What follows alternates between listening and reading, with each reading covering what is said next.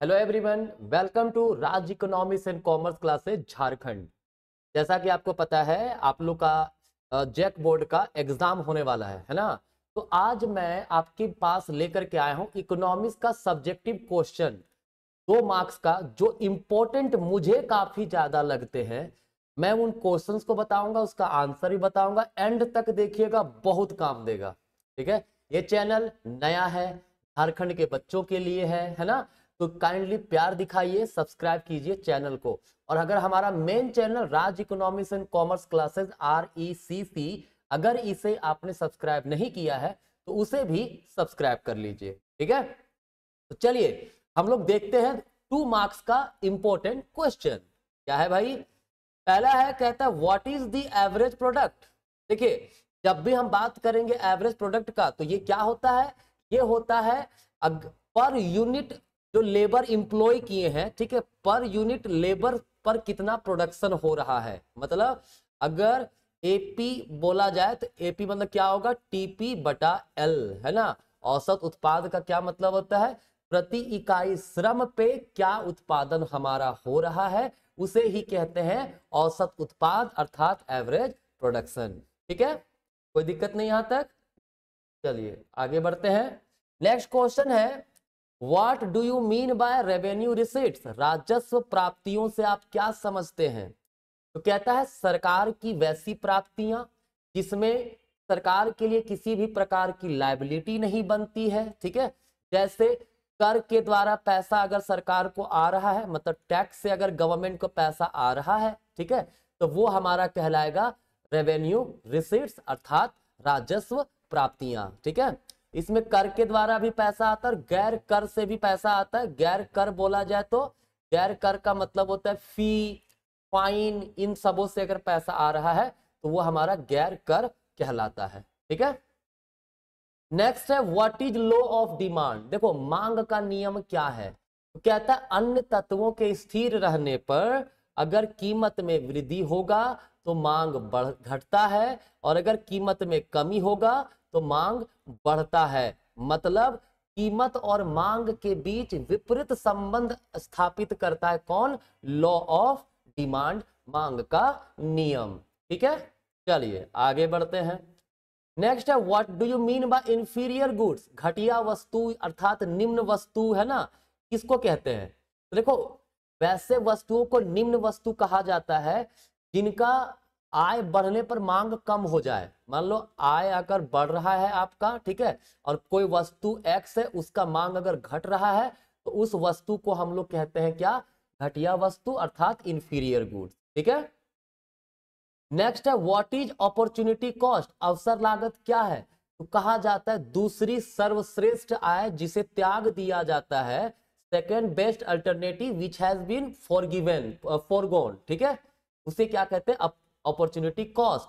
Example के लिए, अगर आपको ऑफर मिला 50,000 रुपये का पर मंथ इनकम और 40,000 रुपया पर मंथ इनकम, तो ऑब्वियस सी बात है आप सेलेक्ट करोगे किसको? 50,000 को। छोड़ किसे दिया? त्याग किया 40,000 को। ये 40,000 हमारा कहलाता है अपॉर्चुनिटी कॉस्ट। ठीक है, नेक्स्ट प्रोडक्शन पॉसिबिलिटी कर्व क्या होता है? उत्पादन संभावना वक्र क्या होता है? तो कहता है ये दो वस्तुओं के वैसे विभिन्न संयोगों को दर्शाता है जिसका उत्पादन दिए हुए टेक्नोलॉजी, दिए हुए संसाधन के द्वारा किया जा सकता है। मतलब एक देश जो है, दो वस्तु का वो अधिकतम कितना उत्पादन कर सकता है अगर उत्पादन के साधन दिए हुए हो तो। ठीक है, ये इसका कर्व कुछ इस प्रकार का बनता है। क्लियर है?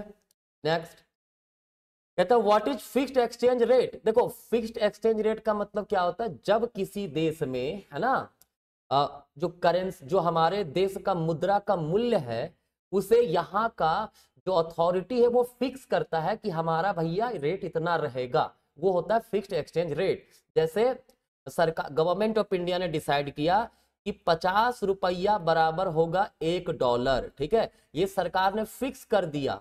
ठीक है, तो इसको बोलेंगे फिक्स्ड एक्सचेंज रेट। ठीक है, नेक्स्ट है डिफाइन मार्जिनल कॉस्ट। कहता है जब एक अतिरिक्त वस्तु का उत्पादन किया जाए तो कुल लागत में जो परिवर्तन होता है, ठीक है, उसे हम लोग कहते हैं सीमांत लागत अर्थात मार्जिनल कॉस्ट। ठीक है, नेक्स्ट है व्हाट इज कंजम्पशन फंक्शन। तो कहता है कंजम्पशन और इनकम के बीच में जो फलनात्मक संबंध अर्थात फंक्शनल रिलेशन बताता है उसे कहते हैं उपभोग फलन अर्थात कंजम्पशन फंक्शन। इसको लिखते कैसे, सी इक्वल फंक्शन ऑफ इनकम। बहुत ज्यादा इंपॉर्टेंट क्वेश्चन है, मिस मत कीजिएगा, ठीक है। चलिए नेक्स्ट है डिफाइन इन्वेस्टमेंट मल्टीप्लायर, है ना, निवेश गुणक को परिभाषित कीजिए। तो इसके बारे में कहा जाता है कि जब इकोनॉमी में निवेश होता है तो निवेश होने के कारण कई गुना आय बढ़ता है, तो जितना गुना आय बढ़ा उसको कहते हैं निवेश गुणक।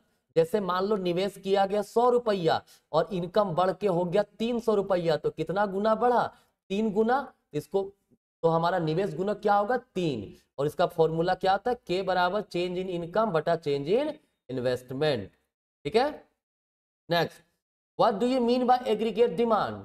तो एक समग्र मांग से आप क्या समझते हैं। तो कहता है एक देश में, एक अर्थव्यवस्था में कुल मांग जो हमारा होगा, संपूर्ण मांग, उसे कहते हैं एग्रीगेट डिमांड, ठीक है। और इसका फॉर्मूला क्या होता है, सी प्लस आई। अगर बंद अर्थव्यवस्था है, अर्थव्यवस्था में 2 ही क्षेत्र हैं, हाउस होल्ड और फर्म, तो यहाँ पे एग्रीगेट डिमांड बराबर क्या हो जाएगा, सी प्लस आई। और अगर अर्थव्यवस्था में हाउस होल्ड भी है, फर्म भी है और गवर्नमेंट भी है, तो एग्रीगेट डिमांड बराबर हो जाएगा सी प्लस आई प्लस जी। और अगर अर्थव्यवस्था खुली अर्थव्यवस्था है, जहां पे हाउस होल्ड भी है, फर्म भी है, सरकार भी है, ठीक है, और विदेश से व्यापार भी होता है, तो एक्स माइनस एम यहाँ पे हमारा हो जाएगा। ये 3 फॉर्मूला याद रखिएगा समग्र मांग का, ठीक है। नेक्स्ट है what do you mean by stock and flow. Stock और प्रवाह से आप क्या समझते हैं। तो कहता है अगर एक निश्चित समय बिंदु, मतलब एक पॉइंट ऑफ टाइम में किसी वेरिएबल को मापते हैं, ठीक है, पॉइंट ऑफ टाइम, राइट, मतलब एक निश्चित समय बिंदु पर अगर किसी वेरिएबल को माप रहे हैं तो उसे स्टॉक कहते हैं। उदाहरण के लिए मुद्रा की मात्रा, अर्थव्यवस्था में मुद्रा का पूर्ति, ठीक है।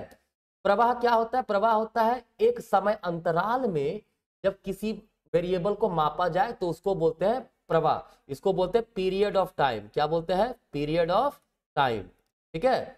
और पीरियड ऑफ टाइम में क्या होता है भाई, याद रखिएगा, इसमें समय अंतराल की बात होता है। जैसे एक देश में कितना, मतलब एक साल में कितना इनकम कमाया आपने, ठीक है, तो पूरा समय अंतराल 1 साल का लिया जा रहा है, ये हमारा प्रवाह है, ठीक है। Next, define final goods.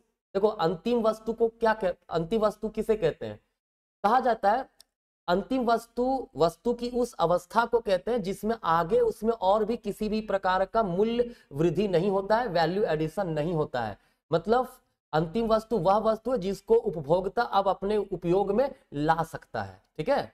जैसे हम आटा था, आटा से रोटी बनाए, तो रोटी जो हमारा हो गया वो अंतिम वस्तु, चूंकि अब रोटी को डायरेक्टली हम कंज्यूम करेंगे, ठीक है। और आटा, रोटी के पहले क्या था, आटा, ठीक है, आटा डायरेक्टली नहीं ना कंज्यूम करते, तो आटा हमारा इंटरमीडिएट गुड्स या मध्यवर्ती वस्तु हो गया। किसके लिए, रोटी का मध्यवर्ती वस्तु कौन हो गया, आटा, ठीक है।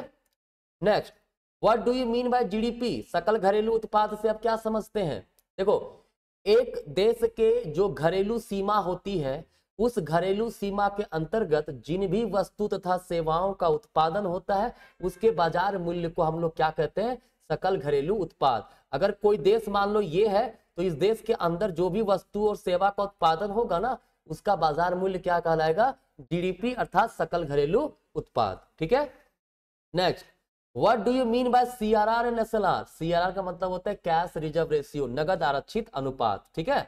और एसएलआर का मतलब होता है स्टेटरी लिक्विडिटी रेशियो, मतलब संवैधानिक तरलता अनुपात, ठीक है।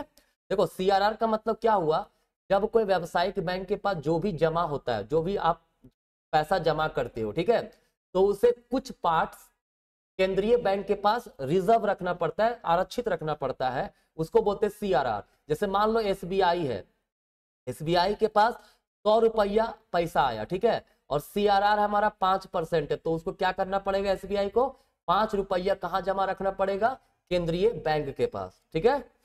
और एसएलआर क्या होता है, संवैधानिक तरलता अनुपात, मतलब हर व्यावसायिक बैंक को जितना भी डिपॉजिट आया उसका एक निश्चित हिस्सा अपने खुद के पास तरल रूप में रखना पड़ता है। तरल मतलब नगद रूप में, सोना के रूप में, शेयर्स, इन सब फॉर्म में रख सकता है, ठीक है। जैसे मान लो ये 20% है, एसबीआई के पास 100 रुपया पैसा आया, 5 रुपया वो सीआरआर के रूप में रिजर्व रखा, 20 रुपया वो क्या किया, एसएलआर के रूप में अपने पास रिजर्व रखा, मतलब 25 रुपया उसे रिजर्व रखना पड़ेगा।